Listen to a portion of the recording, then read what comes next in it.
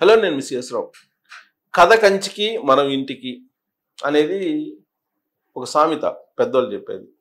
ఇప్పుడు వివేకానంద రెడ్డి గారి murder case, దాని విచారణ, దానికి సంబంధించినటువంటి డిమాండ్స్, వీటన్నిటిని కనుక చూస్తూ ఉంటే వివేకానంద రెడ్డి గారి మర్డర్ కేసు విచారణ అనేది కంచికి చేరినట్టే అనేటువంటి భావాన్ని నేను వ్యక్తం చేయట్లా.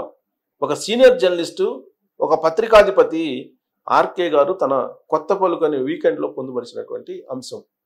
ఎప్పుడు కంచికి చేరుతుంది అది అని అంటే, దస్తగిరి ఈ లోకం నుంచి వెళ్ళిపోతే, పరలోకాలకి ఆయన్ని పంపించగలిగితే అప్పుడు ఈ కేసు ఇక కంచికి చేరినట్టే అనేటువంటి అభిప్రాయాన్ని వ్యక్తం చేశాడు. దానికి కారణాలు లేకపోలేదు. వివేకానంద రెడ్డి గారి మర్డర్ కేసులో సాక్షులు ఒక్కొక్కరుగా చనిపోతూ ఉన్నారు.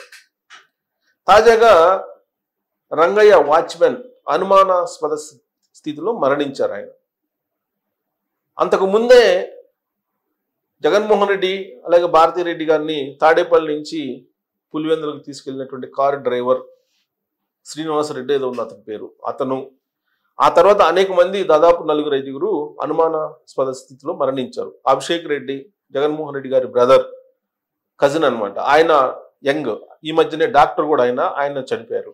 ఇలా అనేక మంది అనుమానాస్పద స్థితిలో మరణిస్తూ ఉన్నారు. వీళ్ళందరూ కూడా సాక్షులు. ఇప్పుడు అభిషేక్ రెడ్డి ఆ రోజున కుట్లు వేయటానికి వచ్చినటువంటి డాక్టరు, సహాయం చేయడానికి. అప్పుడు గంగిరెడ్డి డాక్టర్, భారతిరెడ్డి గారి తండ్రి. గంగిరెడ్డి కుట్లు వేశారు, దానికి సహాయపడ్డది అభిషేక్ రెడ్డి.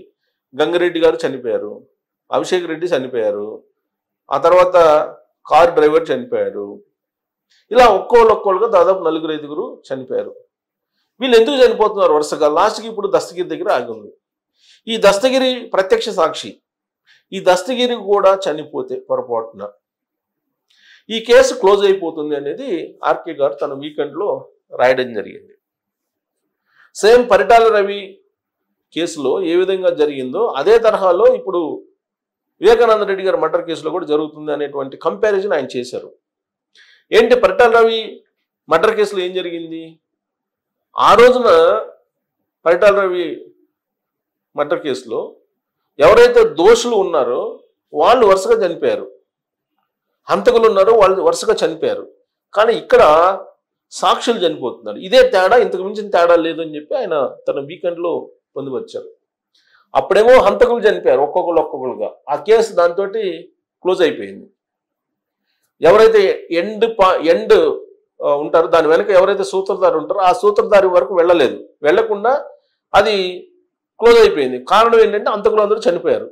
అది కూడా అంతే, అనుమానాస్పద స్థితిలో మరణించారు. వాళ్ళందరూ అనుమానాస్పద స్థితిలో వాళ్ళంతా మర్డర్లు అయ్యారు, చనిపోయారు. కొంతమంది మర్డర్ అయ్యారు. సూరి లాంటి వాళ్ళు, ఎంతో రకరకాల జరిగిపోయింది పరిటాల రవి కేసులో. కాబట్టి పరిటాల రవి కేసుని ఆల్రెడీ అందరూ మర్చిపోయారు, విచారణ సంస్థలు కూడా మర్చిపోయాయి. కానీ అసెంబ్లీలో ఆ రోజున పరిటాల రవి మర్డర్ జరిగిన రోజున పెద్ద ఎత్తున అధికార ప్రతిపక్షం మధ్య వాగ్వాదం జరిగింది.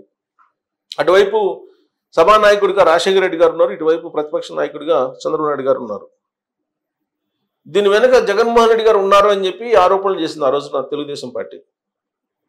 దానికి చాలా సీరియస్గా రాజశేఖర రెడ్డి గారు రియాక్ట్ అయ్యారు. ఆ రోజున అసెంబ్లీలో నేను కూడా కవరేజ్కి వెళ్ళున్నా. ఏమాత్రం మీరు అనుమానం ఉన్నా విచారణ చేయండి, సిబిఐకి అప్పచెప్పండి, ఈ కేసుని ఉరి తీయండి. జగన్మోహన్ రెడ్డి గారి ప్రమేయం ఉంది అని అంటే తన కొడుకు అని కూడా చూడట్లేదు నేను, మీరు ఉరి తీయండి అతని ప్రమేయం ఉంటే అని చెప్పి అనౌన్స్ చేశాడు అసెంబ్లీలో. ఆ తర్వాత ఆ కేసు అంత సీరియస్గా విచారణ జరిగినటువంటి దాఖలాలు లేవు ఎక్కడ కూడా. అందుకే అది ఆ కేసుకు సంబంధించి పూర్తి స్థాయిలో విచారణ జరగకుండానే హంతకులు ఎవరైతే ఉన్నారో పరిటాల రవిని చంపినటువంటి వాళ్ళందరూ అనుమానాస్పద స్థితిలో చనిపోయారు. ఇప్పుడు వివేకానంద రెడ్డి గారి మర్డర్ జరిగి 6 ఏళ్ళు అవుతుంది. వివేకానంద రెడ్డి గారు ఎవరు? ఒక మాజీ ముఖ్యమంత్రికి తమ్ముడు, ఒక మాజీ ముఖ్యమంత్రికి బాబాయ్, ఆయన మాజీ మంత్రి, ఆయన మాజీ ఎమ్మెల్యే, పొలిటికల్ నేపథ్యం ఉన్నటువంటి కుటుంబం, ఒక మాజీ ఎంపీ కూడా ఆయన వివేకానంద రెడ్డి గారు. మరి ఇంత పెద్ద ఇన్ఫ్లుయెన్స్డ్ ఫ్యామిలీ, ఆ ఫ్యామిలీలో జరిగినటువంటి మర్డర్కే విచారణ ముందుకు వెళ్ళకపోతుంటే భారతదేశంలో న్యాయం ఎక్కడుంది, ధర్మం ఎక్కడుంది అనేటువంటి ప్రశ్న ఉత్పన్నం అవుతుంది. ఇప్పుడు మాకు న్యాయం చేయండి అని చెప్పి హైదరాబాద్ నుంచి వయా అమరావతి నుంచి ఢిల్లీ దాకా వివేకానంద రెడ్డి గారి కుమార్తె డాక్టర్ సునీతారెడ్డి గారు పోరాడుతూ ఉన్నారు. సుప్రీంకోర్టులో పిటిషన్ వేశారు. ఆ పిటిషన్ వేసిన కారణంగా ఆమె చంపింది అని చెప్పి ఆమె వైపు తిప్పారు ఆ కేసుని. ఆవిడ భర్త ఇద్దరు కలిసి ఆస్తుల కోసమే వివేకానంద రెడ్డి గారిని మర్డర్ చేయించారు అనేటువంటి కోణంలో చర్చకు తావిచ్చేలాగా వైఎస్ఆర్ కాంగ్రెస్ పార్టీకి సంబంధించిన కొంతమంది నాయకులు మాట్లాడారు. వివేకానంద రెడ్డి గారికి రెండో వైఫ్ ఉన్నారు, రెండో వైఫ్కి ఒక కుమారుడు ఉన్నారు. ఆ కుమారుడికి రాజకీయ వారసత్వం వస్తుంది అనేటువంటి ఉద్దేశంతో సునీతారెడ్డి గారు ఆవిడ భర్త ఇద్దరు వివేకానంద రెడ్డి గారిని చంపేశారనేటువంటి కోణంలో చర్చకు తెరలేపారు. అనుమానాస్పద స్థితిలో సాక్షులు మరణిస్తూ ఉన్నారు. జగన్మోహన్ రెడ్డి గారు 2019 ఎన్నికలకు ముందు ఈ కేసు మీద విచారణకి సిబిఐని డిమాండ్ చేశారు. సిబిఐ విచారణ వేయాలి అని. ఆ రోజు రాష్ట్ర ప్రభుత్వం మీద నాకు నమ్మకం లేదు, రాష్ట్ర ప్రభుత్వ పోలీసు మీద నమ్మకం లేదు, సిబిఐ విచారణ చేయాలి అని చెప్పి డిమాండ్ చేశారు. డిమాండ్ చేస్తూ ఇది ప్యూర్గా చంద్రబాబు నాయుడు గారు చేయించినటువంటి మర్డరు అనేటువంటి ప్రచారం విస్తృతంగా చేశారు, బలంగా చేశారు. తన సొంత మీడియా ద్వారా, కూలి మీడియా ద్వారా పుస్తకాలు వేయించి నారాసుర నక్త చరిత్ర అంటూ ఢిల్లీ వరకు పుస్తకాలను పంచిపెట్టారు. ప్రజలు కూడా నమ్మారు. 2019లో బాబాయిని కోల్పోయారు అనేటువంటి ఒక సింపతితోటి ఒక్క ఛాన్స్ అంటూ అడిగారు. దాంతో ఆంధ్రప్రదేశ్ ప్రజలు జగన్మోహన్ రెడ్డి గారికి ముఖ్యమంత్రి పదవిని ఇవ్వడం జరిగింది.